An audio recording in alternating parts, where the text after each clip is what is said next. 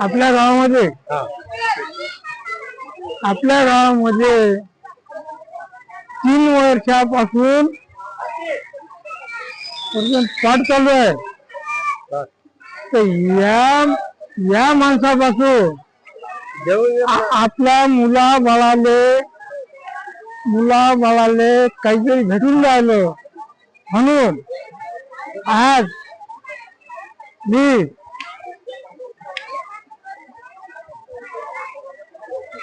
देवगण इंगळेला अशी विनंती करतो की जेणेकरून आमच्या मुलाबाळाला मार्गदर्शन भेटावं. या देवगण इंगळेचे देवगण इंगळेचे हे आमच्या हॅलो जय हिंद. आज आमच्या इथं देवगण इंगळेनं जे मार्गदर्शन केलं याबद्दल मी धन्यवाद मागतो. जय हिंद जय हिंद जय हिंद. आपण या 3 महिन्यात जे देवगण इंगळे आपल्याला सांगून राहिले किंवा बुद्ध धम्म संघ याबद्दल तुम्हाला देवगण इंगळे बद्दलची काय माहिती आहे?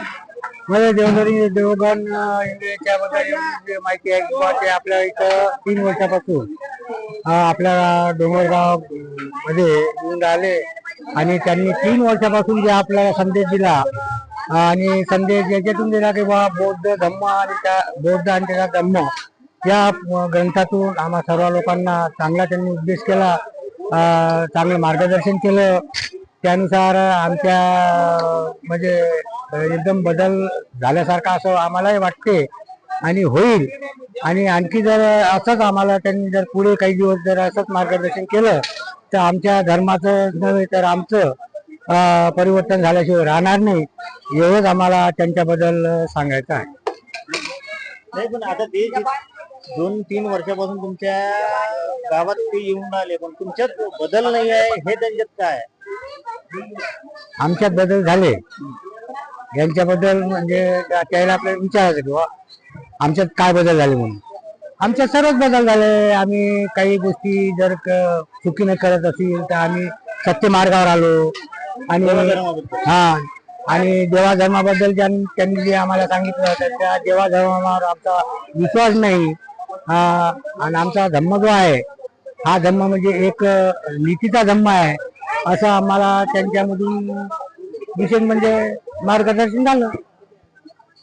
बस एवढंच आम्हाला सांगायचं आहे आणि त्यांनी असंच आम्हाला मार्गदर्शन करत राहावं हेच आमची इच्छा आहे. ते तर म्हणतात की आम्ही पुढच्या वर्षापासून येणार नाही.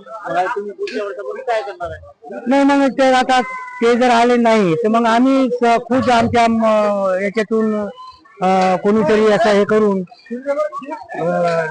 धम्म ग्रंथ आम्ही वाचू आणि आम्ही त्याचा पुढाकार घेऊ असं काही नाही असं आम्हाला वाटते.